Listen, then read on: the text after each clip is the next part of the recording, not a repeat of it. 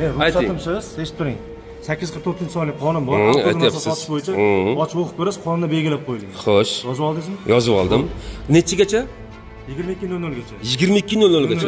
Xo'p, hech qanaqa janjal bo'lmagan joyga kelib turib, hozir shu yerda janjal bo'lishi mumkin, qandaydir jinoyat bo'lishi mumkin deb turib, oldindan tasavvur qilib keltirib, odamlarning halovatini buzish, tadbirkorlarning faoliyatiga xalaqit qilish degani bu Bekobodda alohida bir qonun yaratgandek tuyuladi bizga. Lekin jim o'tirgan xalqni kayfiyatiga salbiy ta'sir qilish kerak emas. Tadbirkor shu yerda taksistlik qilasizmi? Maza qilasizmi yo'llarda? Odamlar urush qilishi mumkinligini oldindan tasavvur qilib, tayyorgarlikni ko'ryapsiz, urush qilmasin degan ma'noda. Yurib bo'lmaydigan darajada yo'llarda avtohalokat yuz bersa,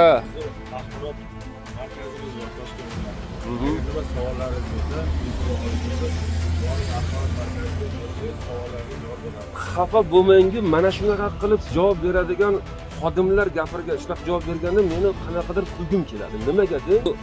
Shofyorlarning o'zini aybi bilan bo'lmaydi-ku. Mana bu yamanlardan qochib bir-biri bilan avariya bo'lsa, bodi kameralarni yopinglar. Xo'p, qani ishib olib turib og'zimdan nima xato chiqdi? Bilib bo'lmaydi. Bilib bo'lishlik uchun o'zim ham zapis qilyapman. Bilib maza qiladigan joy shaharning o'rtasi. Bu odamlarga achinadigan rahbarlar haqida orzu qilib yashaymiz shekilli. Qonun bo'yicha fuqaro sifatida mana shuncha o'tirgan kafedagi mijozlar qatorida savol beryapman. Bekobod xalqi shunchalikka tushganki, og'zidan bir so'z chiqsa, xuddiki olib borib tiqib qamab qo'yadigan, lekin butunlay taqiqlanadi deyilmagan bo'lsa, Bekobod ichki ishlari Bekobodlik tadbirkorlarni shu bugungi kungacha faoliyatiga qat'iy to'sqinlik qilib kelayotgan deb tushunamiz. Feodalizm davrida yashayaptimi degan bir savol ko'nglingdan o'tadi. Haqiqatan alkogol mahsulotlari sotilishi butunlay taqiqlansa, butun O'zbekiston bo'yicha taqiqlansin. Men ruxsatimsiz, eshitib turing. 844-sonli qonun bor. Avtomobilni sotish bo'yicha ochib o'qib ko'rasiz, qonunda belgilab qo'yilgan. Xo'sh. Yozib oldingizmi? Yozib oldim. Nechigacha? 22:00 gacha. 22:00 gacha. Xo'p, 22:00 dan keyingi alkogol mahsulotlarini sotish umuman O'zbekiston bo'yicha mumkin emas, a? Mumkin emas. Bo'ka tumani markazi soat hozir mana 11:36. Xo'sh, bu yerda spirtli ichimliklar sotish mumkin ekan. 11:12 bo'lyapti. 11:ga endi tushib bo'ladi, xijolat qilmang.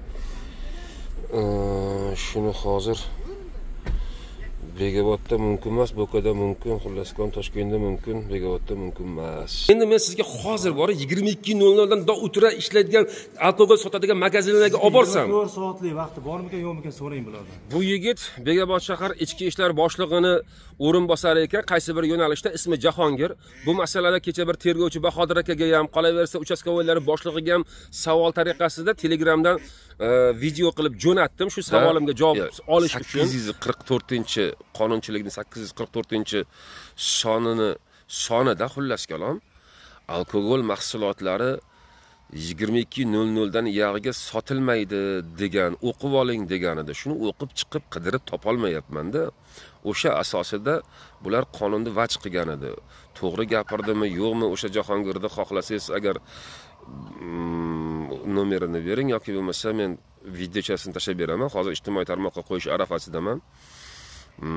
So'ramoqchiman butun respublika bo'yicha shu masalada qonunda bormi rostdan 22 dan keyinsiga sotilmasligi? Men ruxsatimsiz, eshitib turing. 844-sonli qonun bor. Avtomobilni sotish bo'yicha ochib o'qib ko'rasiz, qonunda belgilab qo'yilgan. Xo'sh. Yozib oldingizmi? Yozib oldim. Nechigacha? 22:00 gacha. 22:00 gacha olish uchun, ya'ni kim 844-sonli qonunda bir 42 ta moddasi bor ekan, alkogol mahsulotlarini sotish yoki bo'lmasa saqlash, unga litsenziyalash, umumiy qilib turib alkogol mahsulotlari bo'yicha 42 ta moddani o'qidim. Lekin o'sha moddalarning ichida bironta joyida balkim tashab o'tib ketib qolganmanmi, ko'rmay o'tib ketib qolganmanmi, bilmayman ish qilib, rosa sinchiklab qaradim. Soat tungi 22:00 dan keyinsiga O'zbekiston bo'yicha alkogol mahsulotlarini sotish qat'iyan taqiqlanadi degan bir bandini ko'rmadim. Demak, agar haqiqatan bu band bo'lmaydigan bo'lsa, bizning Bekobod shahar ichki ishlari tadbirkorlarga tadbirkorlik faoliyatini olib borishlikka xalaqit qilayotgan deb tushunsa bo'ladi. Men sizga, siz nimaga endi ularga indamaysiz bolaga? Odamni men sizga isbotlab bersam-chi deyapman. Isbotlab bersam-chi? Isbotlab beraymi? 24 soat vaqti bormikan bular, so'rang bulardan. Yo'q, men ishlayotganligini isbotlab bersam, Bekobodda ishlayotganligini isbotlab bersam deyapman. Siz men sizga aytyapman, aka. 24 soatlik vaqti bormikan, yo'qmikan so'rang-chi deyapman. Xullas azizlar, nima uchun bu videoni, bu savollarni ijtimoiy tarmoq orqali yo'llayotganligimga endi izoh beraman.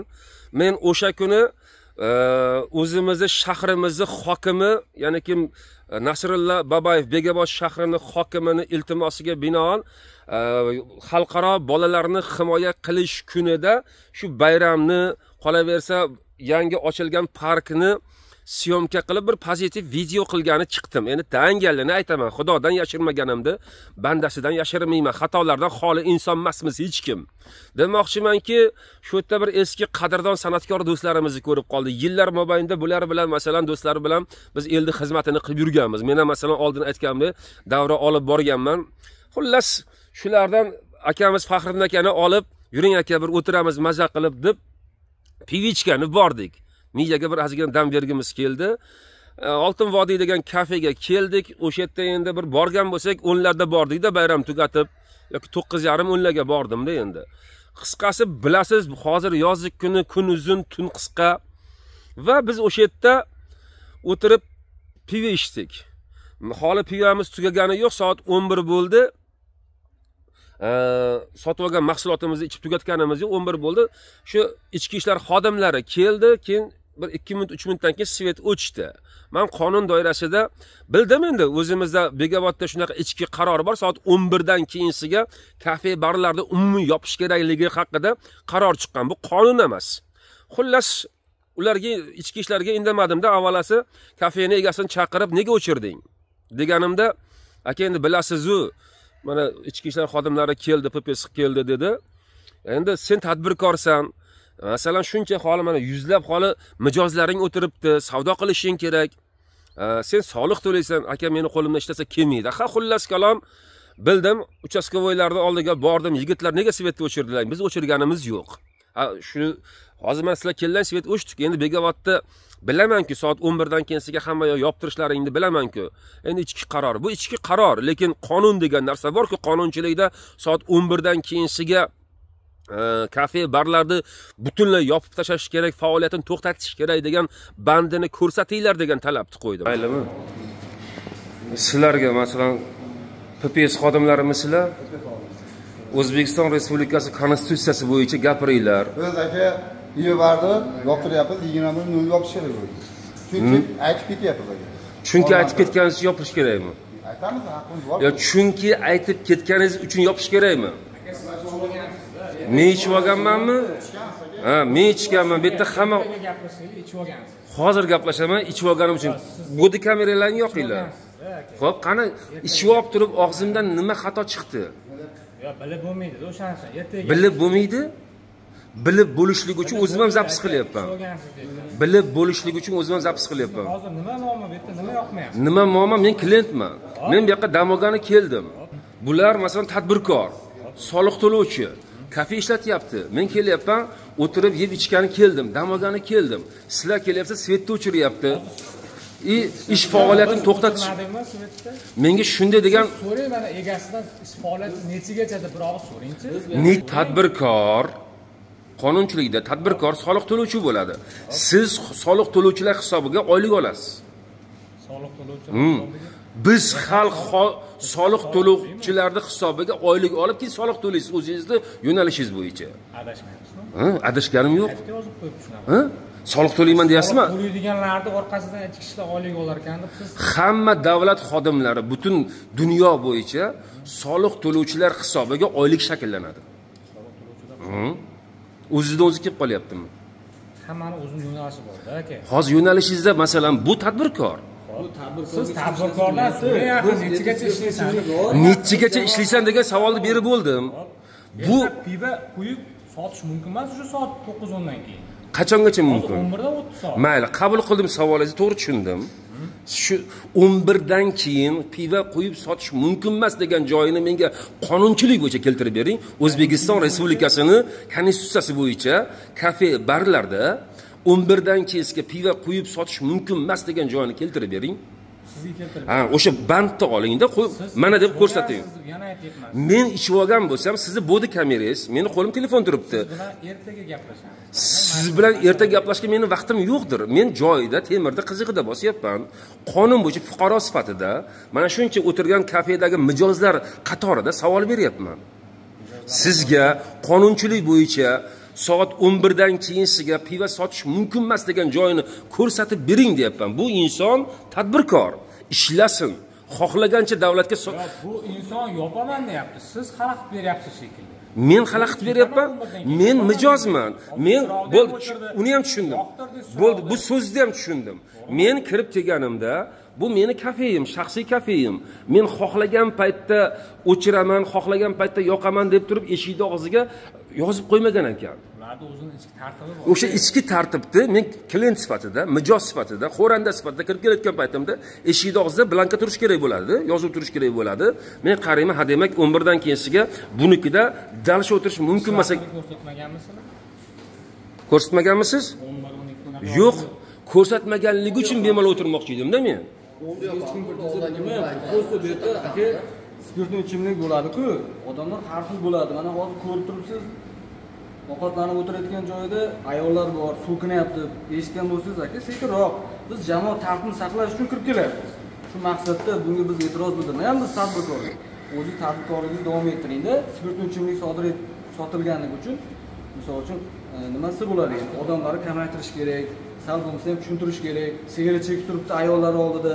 Shular uchun biz 11 gacha cheksa bo'laveradi, 11 dan keyin chekish taqiqlanadimi? Siz o'tirgan joyingizdan sal nariroqda ayollar o'tiribdi, oilaviy. Oilaviy o'tiraveradi. Men tushunyapman, sizlarni e'tiroz bildirmayapti. Siz bemalol o'tirib. Yo, men mijoz sifatida, xo'randa sifatida o'tirgandim, svet o'chdi. Masalanda, svet o'chdi, o'chgandan keyinsiga meni kayfiyatim buzildi. Oldimdagi do'stim bilan yaxshi gaplashib o'tirgan joyim tiq svet o'chgandan keyin meni kayfiyatimga ta'sir qildi salbiy. Ya xo'p, men so'radim. Men sizni gapimni oxiriga yetkazganman. Yo'q, men aytdimki, bu yerga chaqirdimda, nimaga meni svetimni o'chirib qo'yding? Men o'tirdim.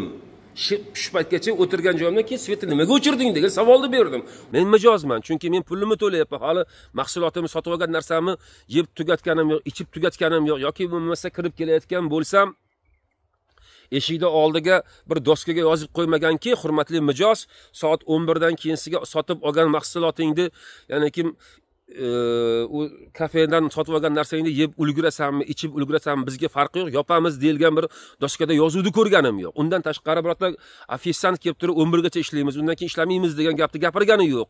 Men mijozman, men to'lab qo'ydim, men o'tiribman, endi boya aytganimdek tun qisqa, kun uzun. Shu gapni gapirganimizdan keyin biz alkogol mahsulotlariga dedi. Alkogol mahsulotlari mana shu hozir gapirgan yigit, ismi boya aytdim, Jahongir. Aytgan bo'lsam, agar Jahongir ichki ishlar bo'limi boshqarmasini boshlig'ini qaysi bir yo'nalishi bo'yicha o'rinbosar ekan. Tushunishim bo'yicha endi zam, nachalnik, milisa. 844-sonli qonunni o'qib chiqing dedi. Mana men bu yigitni hurmati, izzati mana shu qonunni o'qib chiqdim. Lekin shu qonunda ko'rmayapmanki, bironta joyida balkim ko'rmay qolgandirman, balkim o'qimay o'tib ketib qolgandirman. Mana ijtimoiy tarmoqlar orqali Jahongirga savol beryapman. Qaysi bandida, qaysi moddasida, ya'ni kim 844-sonli qonunda 42 taga yaqin moddasini ko'rdim. Qaysi moddasida O'zbekiston Respublikasi bo'yicha soat 22:00 dan keyinsiga alkogol mahsulotlari sotilishi butunlay taqiqlanadi degan savolga mana ommaviy qilib turib javob bersin. Ya'ni ijtimoiy tarmoqlar orqali savol beryapman.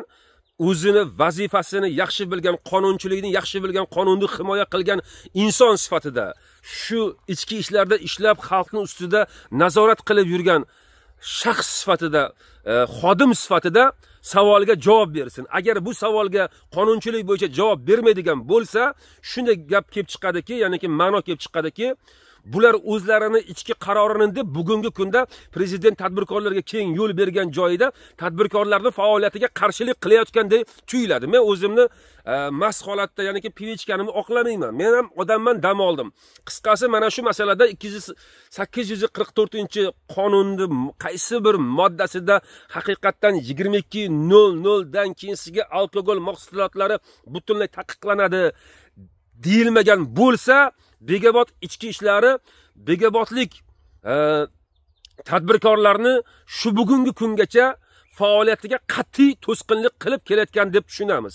Endi yaqda bitta janjal bo'lsa, birov bir-birini pichoqlab qo'ysa, butun boshli xalq deganimizki javobgar bo'lish kerak emas. Masalan, biz fuqaromiz. Butun mana Toshkentda butun boshli masalan viloyatlarga yuraman, ertalabgacha kafelar ishlaydi. Qatnov ertalabgacha. Bizda Bekobodda bog'cha bolasiga o'xshab turib, soat 11 dan keyinsiga hammani uyga majburlab tiqib qo'yishadi, masalan. Bular o'sha paytda vaj keltiryapti, men hali qo'yib beraman. Bizda endi jinoyat ko'payib ketyapti, oldini olish. Oldini olish kerak bo'lsa, kafe barlarga kelib turib, odamlarni quvib, bu yerda har kim ham janjalchi emas-ku, har kim ham. Endi jinoyat qayerda bo'lmaydi. Jinoyat bo'lgandan keyinsiga bu jinoyatni bartaraf qilish bularning ishi. Lekin jinoyat bo'lmaydigan joyga, hali hech qanaqa janjal bo'lmagan joyga kelib turib, hozir shu yerda janjal bo'lishi mumkin, qandaydir jinoyat bo'lishi mumkin deb turib, oldindan tasavvur qilib keltirib, odamlarning halovatini buzish, tadbirkorlarning faoliyatiga xalaqit qilish degani bu Bekobodda alohida bir qonun yaratgandek tuyuladi bizga. Shu spirtli ichimlik bo'lgan joyda har doim siz kafolat bera olmaysiz-ku, bu odam janjal qiladi, bu odam janjal qilmaydi deb. Biz o'shaning uchun hamma bilan kerakli suhbatni o'tkazib, yo'lmasam tushuntirib, misol uchun aka, kerakli vaqtda har kun yo'qmas. Bu yerga ham uyi bor, ishlayotgan ishlarini ham uyi bor. Bo'ldi, siz so'zni tushundim. Tajribangizda biron marta bironta xonadonga yoki bironta mahallaga hozir sen urishishing mumkin deb borgan joyingiz bormi? Tushunmadim savolni. Tajribangizda bironta mahallaga, bironta xonadonga sen hozir urush chiqarishing mumkin deb tasavvur qilib oldindan savolni tushuning, savolni mag'zini tushuning. Savolni noto'g'ri beryapsiz aka. Yo, siz avval tushunib oling. Kafelar butun O'zbekiston bo'yicha davra ishlaydi deyapman. Isboti bilan gapiryapman. So'zning ma'nosini tushuning. O'sha kafelarda ham ichki spirtli ichimlik bo'lyapti, boshqa bo'lyapti.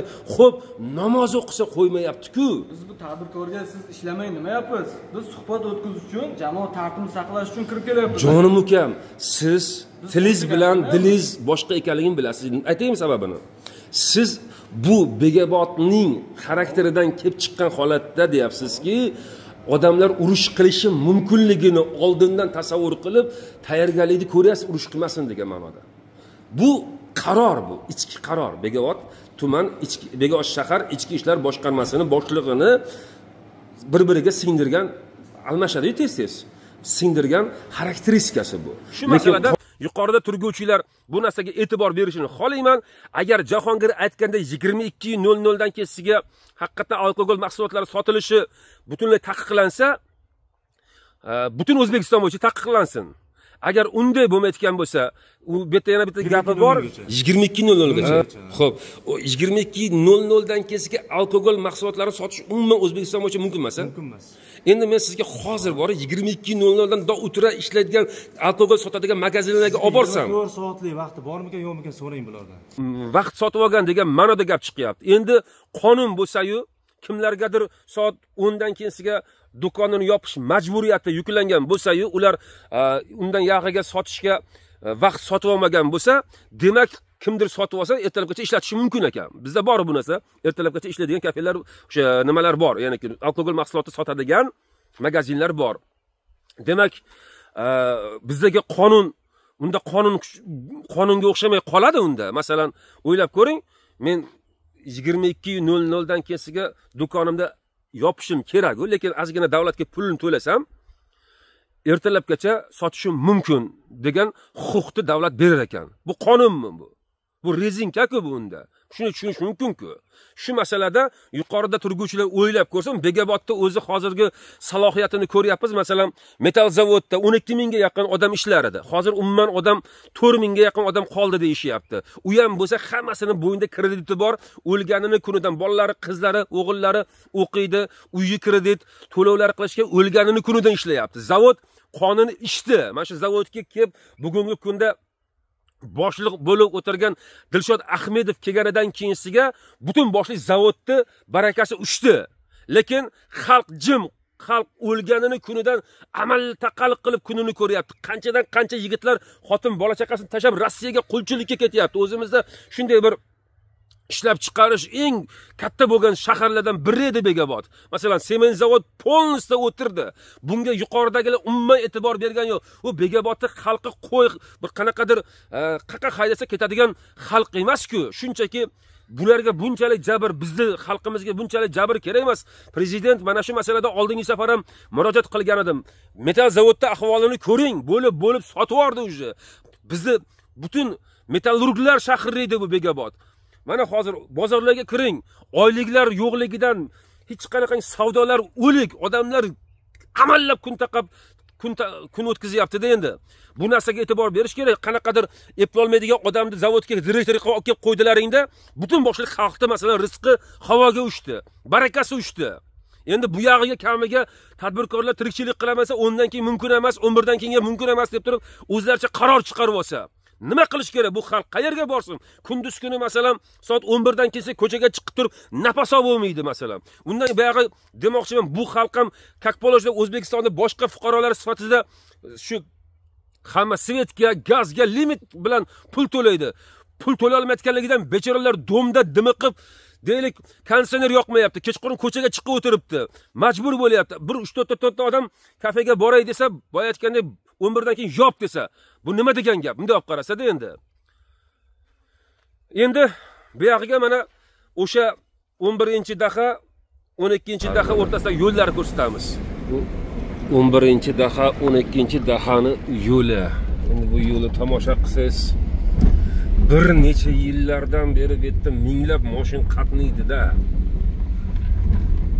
Xo'sh, taksilar tirikchilik qiladi.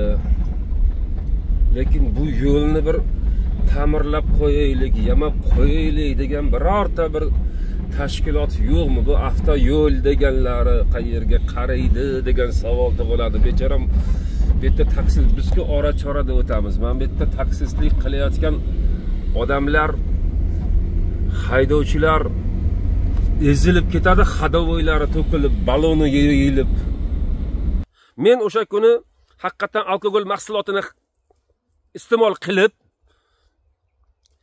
xato qildim, yo'l mashinga rulga o'tirdim.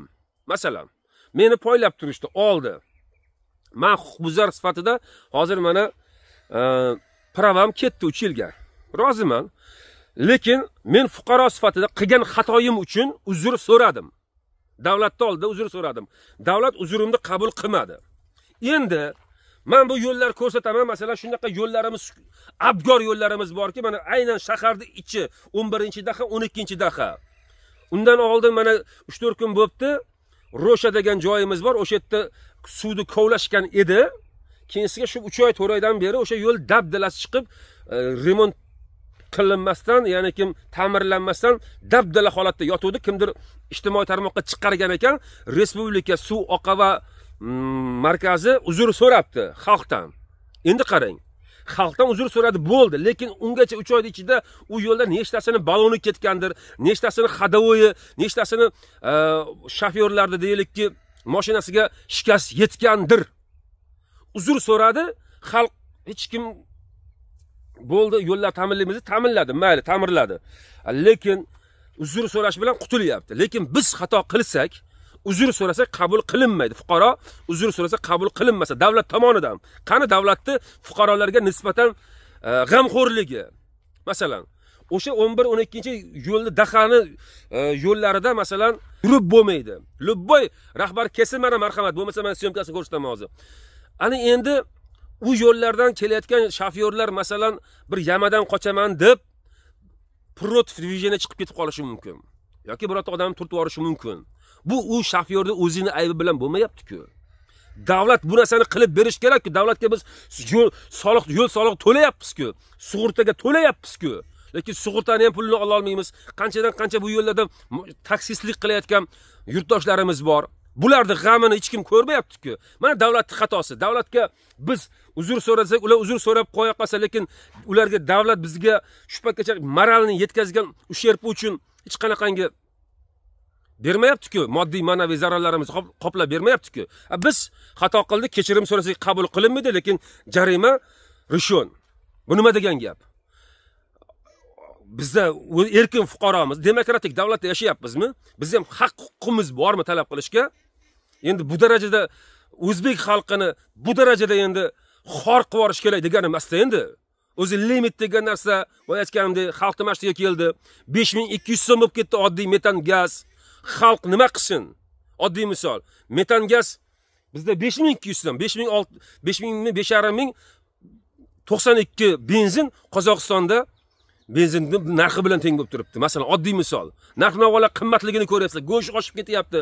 Xalqqa salgina bo'lsa ham yordam qilishni tadorigini ko'rish kerak-ku. Qayerga borsin xalq? Dod deb to'lyapti, menga farqi yo'q. Men ogohlantirib qo'yapman. Gapirganim uchun mana shu o'tirganlar, mutasaddilar dushman ko'radi. Qisqasida endi. Lekin gapirmasa xalqni shunchaki o'ldirib yuboryapti-ku. O'zini o'zi yuragini changallab o'lib ketyapti-ku ko'pi. Nima qilish kerak? Gapirsa dushman. Qisqasi, mana shu Jahongir degan ichki ishlar xodimini gapi qonunchilikda haq bo'lsa, men uzrimni so'rayman. Agar nohaq bo'lsa, bu bola va ichki ishlar begavot ichki ishlari noqonuniy xatti-harakatlar bilan tadbirkorlarning faoliyatiga shu paytgacha xalaqit qilib kelayotganligi uchun men boshqarmadan, ichki ishlar vazirligidan, qolaversa bosh prokuraturadan, umumiy tegishli organlardan so'rayman, bularga nisbatan qonuniy chora ko'rishlaringni. Bunaqangi qonunda yo'q narsani vaj qilib turib tadbirkorlarga xalaqit qilayotgan xodimlar bizga kerak emas. Ishdan olib tashlashlar, umuman ichki ishlarga forma kiyishga noloyiq deb bilaman. Keldim. Mana ichki ishlar binosi, bu ichki ishlarning orqasi. Demoqchimanki, qonun bo'yicha mayli huquqbuzarlik qildim, davlatdan uzrimni so'rayman, lekin davlatchi, davlat xalqning oldida qilayotgan xatolar uchun men xatoyim uchun uzr so'rayapman. Davlat xatosining oldidagi uzrni qachon so'raydi degan savollar kensiga menda avtomatik paydo bo'ldi. Men mayli pravam ketsa ketsin. Bo'ladigan narsa bo'ladi baribir. Shopirobam yuraveraman. Lekin aytganimdek bir yayravordim o'sha kuni bir oshna og'ayimni ko'rib qolib. Endi bu yerga nimaga bu syomkani qilyapman? Yonidagi mana ahvol. Jinoyatchilikda oldini olish degan masala ketadi. Xo'p, rahmat.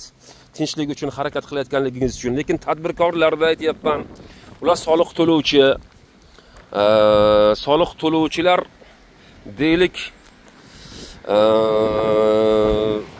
qancha ko'p ishlasa, shuncha o'zini biznesini rivojlantirishga o'ziga yaxshi bo'ladi. Ya'ni kim xo'randilar hozir yozgi kunda asosan kechki payt keladi. Shu soat 7-8 dan kelsa kelishyapti kafelarga, chunki havo issiq. 11 gacha o'tirib ulgurib, yeb ichib ulgurmasa, o'sha kunda bir 100 taga yaqin odam bor edi, chiqib ketdi. Nega O'zbekistonda ba'zi joylarda ertalabgacha kafelar ishlaydi, barlar ishlaydi, choyxonalar ishlaydi, Bekobodda unaqa emas degan savol tug'ildi. Endi boya aytganda jinoyatchilikning oldini olishi kerak bo'lgan huquq posbonlari, qo'pol bo'lsa ham itam o'zini yotgan joyini tozalayotadi-da. Mana shu yerda hozir orqasida shuncha musor. Bu yongan, mana ekologiya qayerga qarayapti. Ekologiyaga telefon qilib bu ahvolni tozalash haqida ichki ishlar bir og'iz vatanparvarlik hissidan kelib chiqqan holatda bir og'iz xabar berishmaydimi degan savol tug'ilyapti. Aytlar yonib ketgan, mana ichkarilarda u daraxtlargacha yongan. Mana qaysi tashkilot bilmayman. Rishotkaning ichigacha yonib ketgan, mana ko'rib turibsizlar. Ana shu xalq uchun xizmat qilayotgan, tinchlik uchun, xalqimizning farovonligi uchun ham xizmat qilsa bo'lmaydimi shu shaxslar, shu davlat xodimlari? Bir og'iz har kun mana shu yerga mana mashinasini qo'yadi, mana parkovka, mana musor. Bir og'iz shuni o'ylab ko'rmaydimi? Men gapirsam men yomon ko'ringan bo'laman. Gapirmasam ichim achiydi. Xato qilsam uzr so'rayman, lekin ko'rib turgan narsasiga ko'z yumishlari uchun nima deyish kerak bo'ladi? Assalomu alaykum, hurmatli Haqiqat ovozi kanalini haqiqiy muxlislari, haqiqiy do'stlari, ora-chorada jirt-pirt qilib turib haligi negativ yozayotgan dushmanlari, hammanglarga sog'lik, omonlik tilaymiz. Albatta biz oldin aytib o'tganimizdek Telegramda Yo'lbarslar degan Telegram gruppa ochganmiz. U Telegram gruppaga mana shu videoni ostidagi omadli odam silkasi orqali o'tiladi.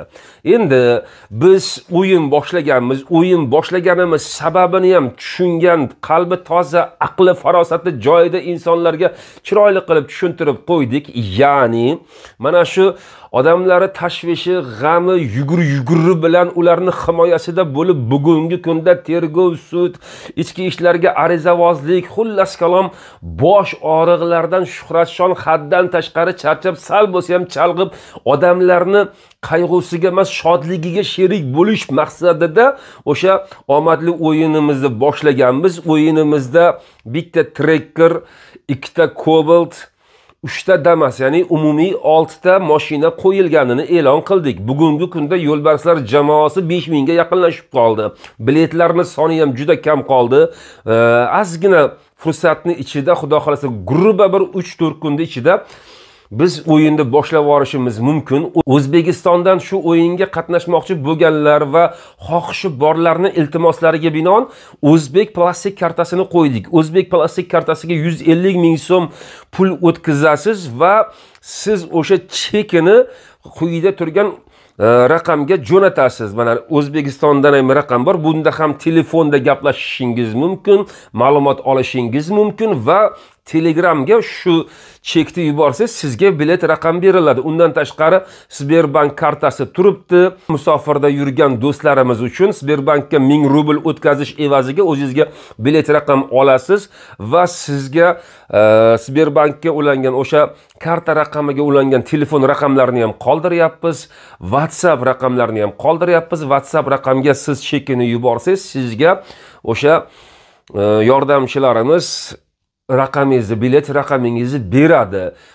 Kerakli ma'lumotlarni telefon qilib ham olishingiz mumkin shu nomerlardan va yo'lbarslar jamoasiga o'tganlar juda yaxshi biladi. U yerda Telegram chatimiz bor. Biz boshqa mana shunaqa yo'nalishda faoliyat olib borayotgan yigitlardan farqli o'laroq biz ochiq suhbat qilyapmiz. Ya'ni kimni qanaqa savoli bo'lsa Telegram chatimizda yo'lbarslar jamoasida savol-javoblar bilan ketib boryapmiz. Oldin aytganimdek hamma mashinalarni ranchoyimga olib kelib qolganman. Bugungi kunda egasini kutib yotibdi.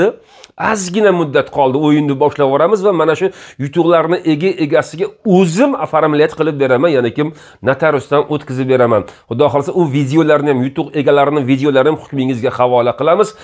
Xullas kalom, mana shu kommentariyani bosh qismida turgan omadli odam silkasini ustiga bosasiz va yo'lbarslar jamoasiga a'zo bo'lasiz. U yerda sizlar bilan davom etamiz. O't bir ko'ray. Balloningni olay ahvolini. O't mana yamanlarda. Ko'ringlar. Maza qiladigan joy, shaharning o'rtasi. Bu odamlarga achinadigan rahbarlar haqida orzu qilib yashaymiz shekilli. Ko'ryapsizlar yo'lni. Shu ham yo'lmi endi? Bu haqida biror marta bir gapiray deydigan bir mutasaddi yo'q. Mana shu yerda mana shu shahar prokurori shu ko'chalarda shu 11-12-dahani nazarimda shu dahalarni bir paytlar sektor rahbari edi. Bir ko'rdim hokim, prokuror yig'ilib mana shu yo'llar masalasi bo'yicha bir majlis qilayotganligini.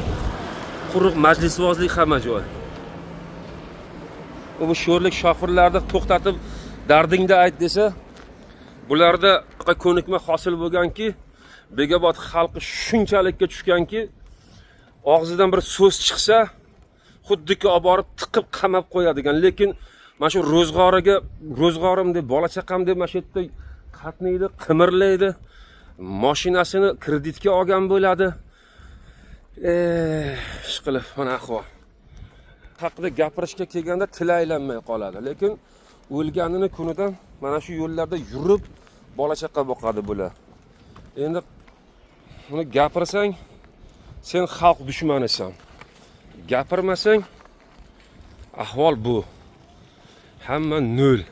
Yo'lda yurib kelyapman, birorta shofir to'xtab, aka mana shu narsani gapiraylik, haqiqatan to'g'ri aytyapsiz deydigan bir mardi yo'qda. Va alaykum assalom. Ke baqa ke. Hech bo'lmasa sen gapirgin, mashina minmasang ham baqa ke. Sen tiling yo'q sen ham, sog' bo'lamiz bo'lmasa. Va alaykum mashina minadiganlar gapira olmaydi desang, mana ahvol. O piyodalar ham gapira olmaydi. Shunchalik xalq feodalizm davrida yashayaptimi degan bir savol ko'nglingdan o'tadi. Rahmat, hurmatli rahbarlar, Bekobod shahar hokimi, prokurori, nachalnik militsiyasi, gaisi, hammanglarga rahmat. Xalq uchun shuncha jon kuydirib, mana shu yo'llarda yurishligi uchun, zamin yaratib berganliklaring uchun, shu rahbar bo'lib, xalqni o'ylaganlaring uchun kattakon rahmat. Umringlardan baraka topinglar. Mana shuncha yo'lni bosib kelyapman. Bu yo'llarda mashinada yurgandan peshkom yurganing yaxshida, qoqinib mashinada bo'layotganda xadavoy ketib, boshqa balobatlar bo'lib, lekin chidab yashaydi bular. Nima deymiz? Demoqchimanki, haydovchi bo'layotganimizdek bu hayotda tashvishlaridan yoki bo'lmasa bir xursandchiligidan do'sti, oshna og'aynisi bilan bir yaxshi gaplashib o'tirsa, endi o'zimni misolimda aytyapman, yaxshi gaplashib o'tirsa, ichki ishlar xodimi kelar ekanda soat 11 dan keyinsiga kafe barlar ishlashi mumkin emas degan vaj bilan yopar ekan. Ya nimasi mumkin emas? Qonunchilikda qaysi bandida ko'rsatilgan desa, 844-modda asosida mana zam nachalnik militsiya aytayaptiki, 844-modda asosida alkogol mahsulotlari sotilishi mumkin emas deyapti.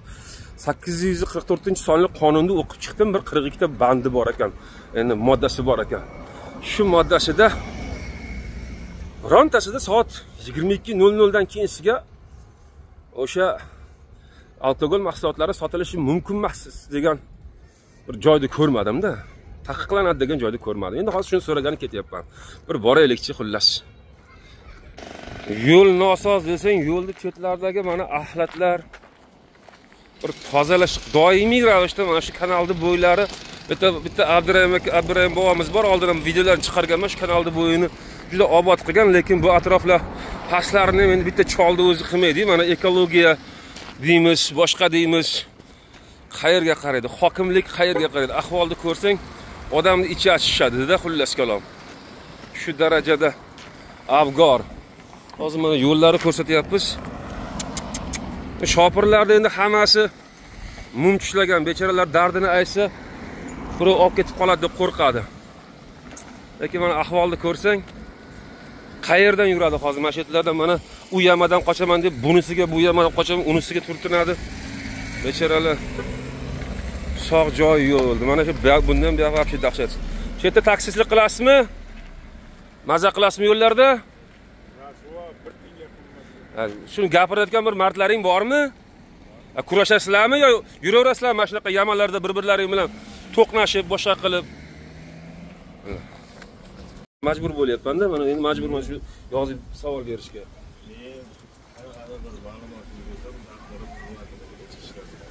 Men bu masalada necha marta ariza tashladim, necha marta prokuraturaning o'ziga mana shu ichki ishlarda xatti-harakatsizligi bo'yicha ariza qildim, ko'rilmayotganligini hisobidan ko'nglimga har xil gap kelyapti-da. Nima? Siz savolingizni tushundim, o'rtoq. Qarang, siz o'sha paytda uchastkavoy, oddiy uchastkavoy bo'lgan ekansiz. Deylik. Mana-da. Aka, siz hozir meni intervyu olyapsiz, lekin bizni axborot markazimiz bor, Toshkent viloyatida. Agar savollaringiz bo'lsa, intervyu olsangiz, bor axborot markaziga bersangiz, savollarga javob beramiz. Xafa bo'lmang-ku, mana shunaqa qilib javob beradigan xodimlar gapirgan, shunaqa javob berganda meni qanaqadir kulgim keladi. Nimaga deng? Bugungi kunda zamon axborotlashtirilib bo'ldi uje. Texnika zamoni. Siz hozir men sizga oldingizda telefon qilaman. Bor, viloyat Toshkent viloyatini axborot xizmatining raqami bor. Oldingizda bu telefonga telefon qilaman-da, unga savol berganda u bu masalada umuman xabari bo'lmaydi.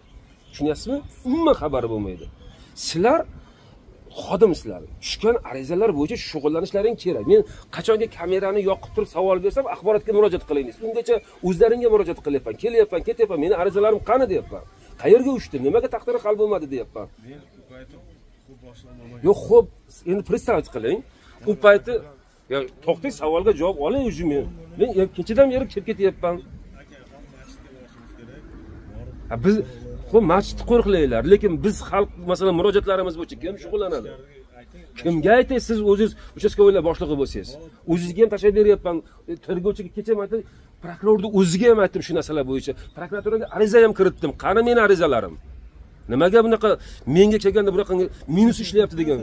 Bultur kirdik ekanmi? Bultur ishlamayapti. Yo siz ishlamagan bo'lsangiz deyapman. O'shani aytyapman. Hamma o'zgarib ketaversa, arizalarimiz qolib ketaveradimi shunda? Yo kim shug'ullanadi? Kim? Siz o'tirganingizdan keyin polni akt qilib qabul qilib olasizmi? Sizdan oldingi uchastkovoydan arxivga topshirilib ketadi material, yo sudda o'tib ketadi. Sudda o'tib ketadi. Qani qayerdan o'tdi? Qayerdan bilaman? Endi murojaat qilyapsiz. Bularga qizig'i. Aka, yaxshimisiz? Kayfiyatlasangiz? Nima gapi kecha? Yo, men yozgan arizalar yo'q-da. Qachonki men prokuraturaga ichki ishlarda xatti-harakatlardan yozgan arizalarni havoga uchib ketganligi haqida kiritdim. Bo'ldi, xizmat tekshiruvi o'tkazamiz deb. Bu aytaman men yangiman dedi. Endi bugun ariza yozsam bu ertaga o'zgarib qolsa, undan keyin men bilinma arxivga tushib ketgan, boshqa yoqqa chiqib ketgan deb turaversa, xo'jayinlariga emas ekanman. Kecha prokurorning oldida aytdim bu gapni. Meni arizalarim qani deyapman. Ya, qayerga boray men bu?